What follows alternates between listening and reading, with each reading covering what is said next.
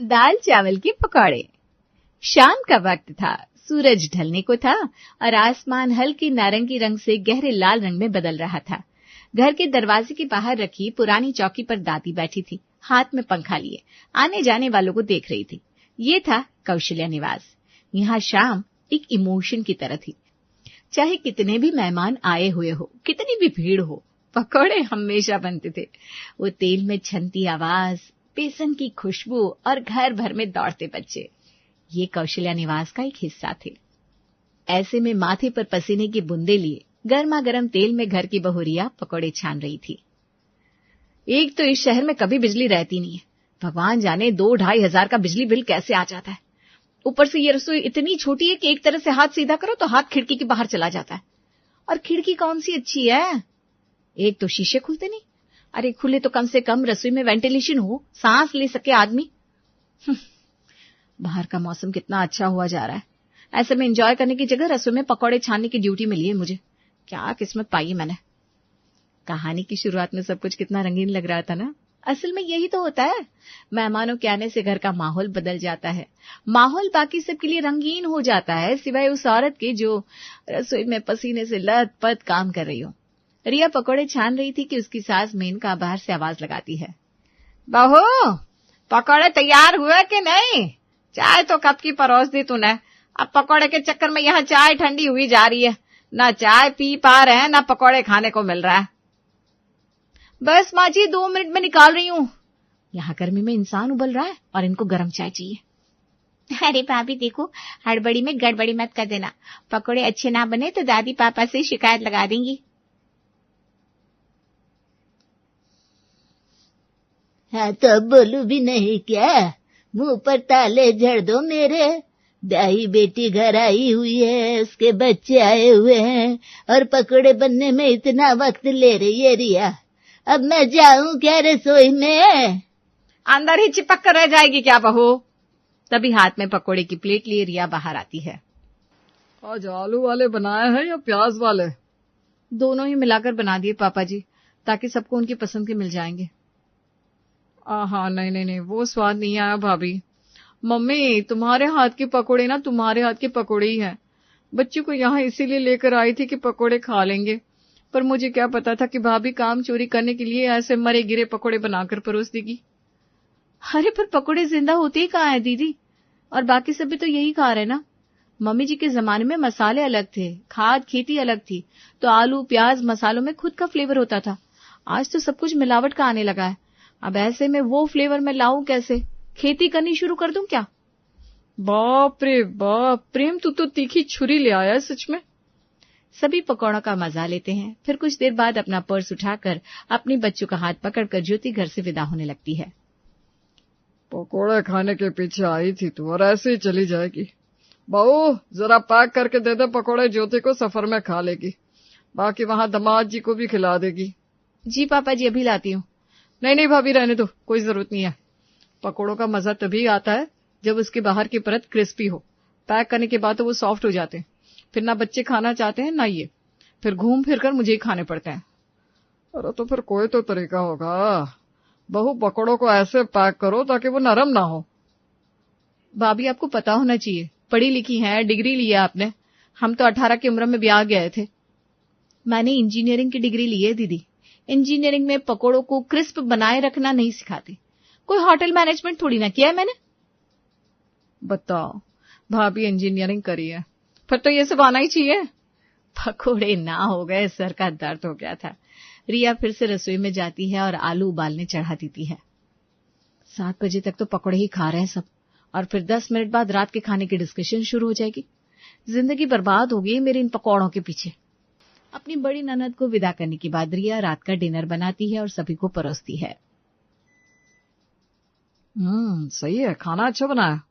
बहन बिटिया घर आकर जाती है ना बेटा, तो रसोई में समृद्धि देती है। वाह वाह वाह वाह, मतलब कि इसमें मेरी तो कोई कंट्रीब्यूशन ही नहीं है। अच्छा तो सभी के लिए होगा भैया, मेरे लिए क्या अच्छा है। आपको पता है ना, भाभी के चावल बिना खाए मुझे तृप्ति नहीं होती, तो थोड़े से चावल एक्स्ट्रा बना दिया कीजिए दोपहर में। दोपहर की चावल ही खा लिया करूंगी। अरे बेटा तू अपना मन खराब मत कर, 2 मिनट तो लगता है चावल बनाने में, बस कुकर में सीटी ही तो देनी है। जा बहू जल्दी से थोड़े चावल बना दे, सीमा खा लेके। सुबह नाश्ता भी कहाँ कर पाती है वो, हड़बड़ी में तो बेचारी स्कूल निकल जाती है। रिया रसोई में जाती है और माप लेकर अपनी ननद के हिसाब से ही चावल कुकर में चढ़ा देती है। 10 मिनट बाद रिया चावल लेकर बाहर आती है।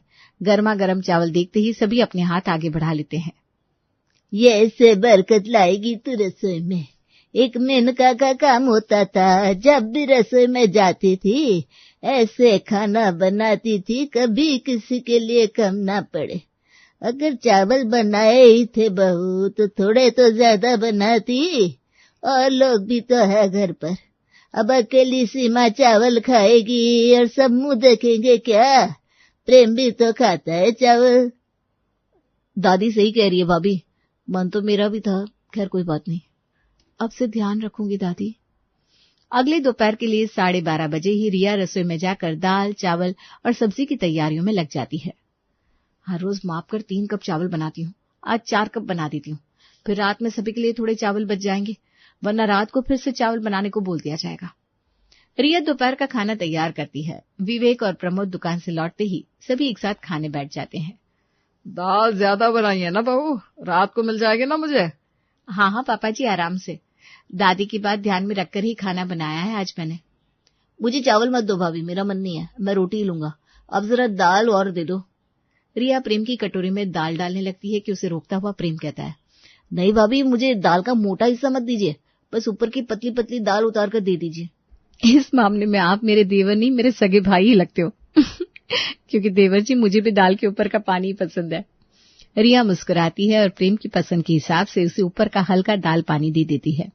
धीरे धीरे परिवार के बाकी सदस्य भी अपनी अपनी थाली बढ़ाने लगते हैं और सभी ऊपर की पतली दाल ही लेने की इच्छा जताते हैं।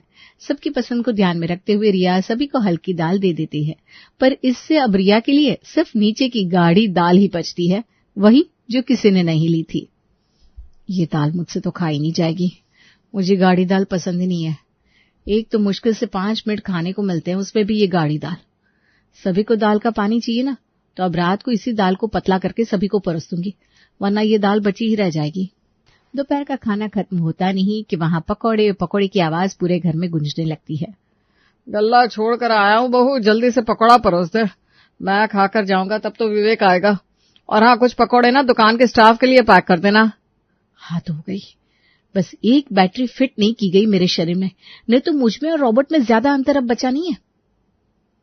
भागते दौड़ते रिया अपने ससुराल में शाम के पकौड़े बनाने की परंपरा को पूरा करती है और फिर रात के खाने की तैयारियों में लग जाती है। सबसे पहले रात में खाने के लिए रिया सब्जी और पराठे तैयार कर लेती है। ये तो हो गया, अब सीमा दीदी के लिए चावल और पापा जी और बाकी सभी के लिए दाल गरम कर लेती हूँ।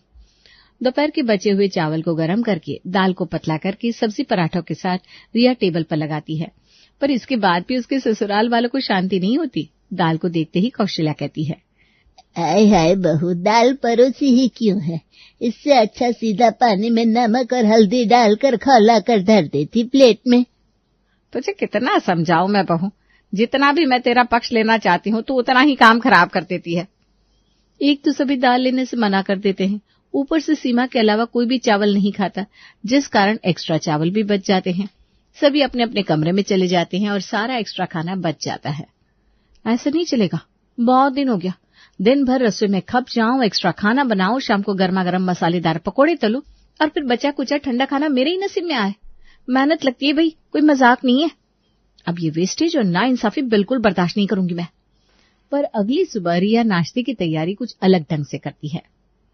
अगर इन बाप बेटों के दिल में ऐसे ही पकौड़ों का जुनून बना रहा और हर वक्त पकौड़े पकौड़े का राग अलापा जाता रहा, तो समझ लो इस जन्म में मुझे रसोई से छुट्टी मिलने से रही। एक्स्ट्रा खाना बनता रहेगा, चूल्हा जलता रहेगा और मेरी मेहनत बस चकली की तरह गोल घूमती रहेगी। पकौड़े खाने थे ना, एक्स्ट्रा चावल बनवाने थे ना, तो अब ऐसे मसालेदार करारे पकौड़े तलूंगी कि ये पकौड़े मेरे कामों से आजादी की वजह बन जाएंगे। फिर ना कोई एक्स्ट्रा चावल की फरमाइश करेगा, न बार बार तली भुनी चीजों की फरमाइश। अब पकौड़े ही इस घर में मेरी बगावत का ऐलान होंगे। रात के बचे हुए दाल और चावल को रिया मिक्सर ग्राइंडर में पीसती है और उसका एक गाढ़ा बैटर तैयार कर लेती है। ये कल की बची हुई मिक्स वेज की सब्जी भी इसी बैटर में डाल देती हूँ। बचा हुआ ठंडा खाना मैं ही क्यों खाऊं भाई, मेरी पाचन शक्ति की भी बासी खाना पचाने की एक सीमा है। इन लोगों का बस चले ना तो लोहा भी पचाने को मुझे कहते। चावल के साथ जरा सी बची हुई सब्जी भी रिया बैटर में डाल देती है और जरा से मसाले, धनिया पत्ता बैटर में डालकर दाल चावल के पकौड़े छान देती है। बाहर हॉल में बैठे सभी लोगों को जैसे ही तिल में पकौड़े जाने के बाद छन से आवाज आती है, उनका ध्यान रसोई की ओर चला जाता है। आज नाश्ते में क्या तल रही है रिया? तुमने कुछ बोला था क्या मम्मी? अरे जितना बोलती हूँ बेटा उतना ही करती है तेरी बीवी। एक्स्ट्रा काम करने वालों में से तो रिया है नहीं। देखते हैं क्या बना रही है। सुबह के नाश्ते में चटनी के साथ गर्मा गर्म दाल चावल के पकौड़े लेकर रिया रसोई से बाहर आती है। मुझे पता है पापा जी, आपकी इच्छा तो चारों पहर पकौड़े खाने की होती है, पर आप बस मुझे इस कारण नहीं कह पाते क्योंकि मुझ पर काम का प्रेशर बढ़ जाएगा। पर मैं भी आप ही की बहू, आपके मन की बात जानती हूँ, इसीलिए आज आपकी पसंद ध्यान में रखते हुए मैंने पकौड़े बना दिए। यहाँ बाकी सबकी पसंद का तो ध्यान कभी न कभी रख ही लिया जाता है, बस आपकी पसंद ही रह जाती है। सुनकर अच्छा लगा बहू कि इस घर में कोई तो है जिसे मेरी फिक्र है। अच्छा किया, बहुत अच्छा किया जो पकौड़े बना लिए। अरे आप सब मेरा मुंह क्या देख रहे हैं? खाइए खाइए, पकौड़े खाइए। पकौड़े तो हमारे खानदान की परंपरा है, बाप दादाओं के वक्त से बनते आ रहे कुरकुरे मसालेदार पकौड़े। ये कहते कहते प्रमोद पहला पकौड़ा अपने मुंह के अंदर डालता है और उसके टूटने की ऐसी कुरकुरी आवाज आती है कि सभी के कान खुल जाते हैं। अरे वाह बहू, इतने कुरकुरे पकौड़े बनाए तूने, किस चीज का है ये पकौड़े? इन चीजों को राजी रहने दिया जाना चाहिए मम्मी जी। जैसे कि पापा जी ने बताया है, पकौड़े तो हमारे खानदान में सदियों से बनाए जा रहे हैं। इस प्रथा को बस आगे ले जाने की कोशिश कर रही हूं मैं। और आज कुछ इसी तरह सभी को नाश्ते में पकौड़े खाने को मिलते हैं। यहाँ तक कि प्रेम की टिफिन में भी रिया पकौड़े ही डाल देती है। टिफिन लेने प्रेम किचन में आता है। भाभी, मेरी टिफिन पैक कर दी क्या? मुझे क्लासेस के लिए निकलना है। हाँ देवर जी, आपका टिफिन तैयार है। पकौड़े डाल दिया है मैंने, और ये ऐसे है जो नरम भी नहीं होंगे, मजे से खाइएगा। फिर से पकौड़े भाभी? अरे अरे देवर जी, ये क्या कह रहे हैं आप? इस खानदान की शान और शौकत है पकौड़े। अगर पापा जी ने सुन लिया ना तो बेकार में आपको 2 बातें सुना देंगे। और आपको तो पता ही है, एक बार उन्होंने सुनाना शुरू किया फिर आज आपकी एग्जाम निकल नहीं रही है, इसे लेकर 10वीं में आप मैथ्स में फेल हो गए थे, वहां तक जाने में उन्हें वक्त नहीं लगेगा। शिट, ये क्या कह दिया मैंने, मुझे माफ कर दीजिए देवर जी। अच्छा, आप ये टिफिन छोड़िए, किसी को बताइएगा मत। मैं आपके लिए ना सैंडविच बना देती हूँ, ठीक है? प्रेम अपना टिफिन लेकर क्लासेस के लिए चला जाता है। दोपहर में 1 बजे जैसे ही सीमा स्कूल से लौटती है, उसके सामने नींबू पानी के साथ पकौड़े परोसे जाते हैं। जरा अलग सा कॉम्बिनेशन लगता है, पर जो है यही है। भाभी, आपको पता है मैं स्कूल से आने के बाद नींबू पानी के साथ सीधे मुरमुरे ही खाती हूँ, क्योंकि नींबू पानी मुझे हाइड्रेटेड रखता है और मुरमुरे मेरी भूख को शांत करता है। बहुत तेज भूख अगर लगी हो तो इंसान 4-5 रोटी खा जाए, जिससे वेट बढ़ सकता है। वो तो मैं जानती हूँ दीदी। मतलब अगर आपको ये पकौड़े नहीं खाने तो आप जाकर पापा जी से बात कीजिए, क्योंकि पापा जी का मानना है कि पकौड़े खाना हमारे घर की परंपरा है। जैसे आपको रात को चावल खाए बिना तृप्ति नहीं होती, पापा जी को पकौड़े के बिना तृप्ति नहीं होती। इसलिए उन्होंने मुझे कहा कि अब पकौड़े सिर्फ शाम में नहीं, हर ब्रेक पर बनेंगे।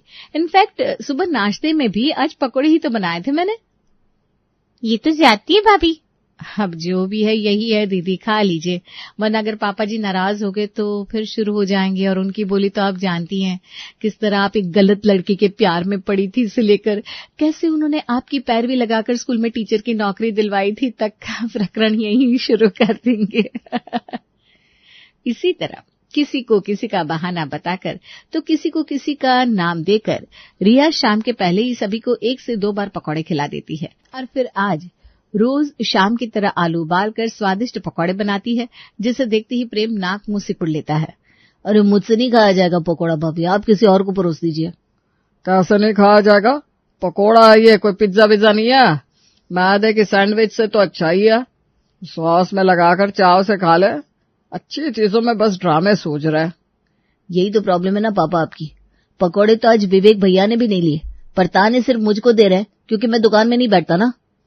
भाई ये क्या बात हो गई? अगर मन नहीं है पकोड़े खाने का तो इंसान कैसे खा लेगा? और इतना तला भुना हर वक्त नहीं चलता। अगर मिक्सचर वगैरह है तो मुझे वही लाकर दे दो रिया। सभी के लिए कुछ अलग बन रहा है तो मेरे मुरमुरे ला दो ना भाभी, वही खा लूंगी मैं, चाय और मुरमुरे सॉर्टेड।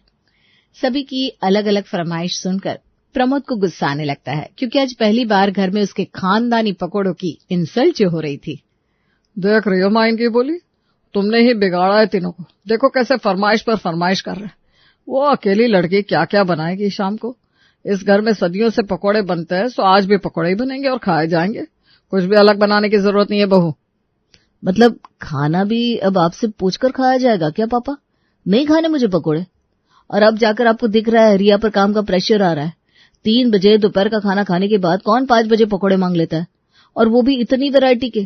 फिर 7 बजे तक सब यही पकोड़े खाते रहते, उसके बाद फिर से रात के खाने की तैयारी करो। प्रेशर तो वो होता है ना, हमारे लिए अलग से स्नैक्स नहीं बनेगा तो फिर इस घर में पकोड़े भी बंद करो। वाह वाह, जो ये सीमा अपने लिए रात में चावल बनवाती थी वो भी बंद करो। मुझे प्रॉब्लम नहीं है, पर ये पकोड़े मैं नहीं खाने वाली। रिया समझ गई थी कि अगर सभी की पसंद के हिसाब से सब कुछ बैलेंस में चलेगा तो उसे कभी इन पकोड़े के ड्रामे से छुट्टी मिलेगी ही नहीं। इसलिए आज उसने पकोड़ों की क्वांटिटी इतनी बढ़ा दी कि सभी का मन तले भुने खाने से ऊब गया। फाइनली आज से शाम के पकोड़ों के साथ साथ उसे किसी के लिए भी एक्स्ट्रा खाना बनाने से छुट्टी मिल गई, थैंक्स टू दाल चावल के पकोड़े।